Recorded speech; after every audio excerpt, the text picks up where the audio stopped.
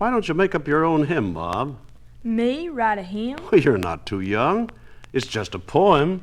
But There was a boy in England nearly 300 years ago who wrote poetry, and he was not as old as you are.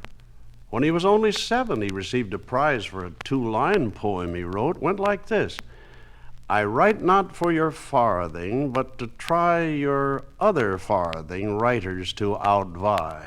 Well, this language is strange to us, but all he was saying is this: I'm not writing for the money you offered as a prize. I'm just trying to see if I can't write better than those who are writing for money. You know who that was? Isaac Watts, one of the most famous hymn writers ever. He wasn't always so popular. When he was just a young boy, he wrote so much poetry he became a nuisance to his father. And one day, Mr. Watts could stand it no longer. Isaac, I've told you time and time again to quit wasting time with these poems. Come with me, boy. You must be punished.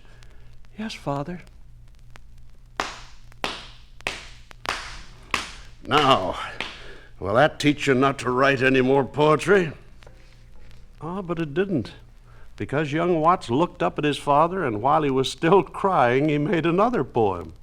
He said, Dear Father, do some pity take, and I will no more verses make. But he couldn't keep his promise. God had put so much poetry in his young soul that he just had to keep writing it. And one day when he was 18 years old, he was in church with his father. Just after the hymn singing, he whispered to his father, These hymns are so dull and uninteresting, the people won't sing them. All right, Isaac, if you can make any better hymns, why don't you? And that's all the encouragement he needed. He wrote a hymn that they sang in church the next Sunday. What do you think of that? This was only the beginning. For 2 years after that, he wrote a new hymn for every Sunday service. Aren't you glad the boy Isaac Watts didn't give up writing poetry? If he had, some of the most beautiful hymns of the church would never have been written, like, Oh, when I survey the wondrous cross. Why, some say that's the greatest hymn of all.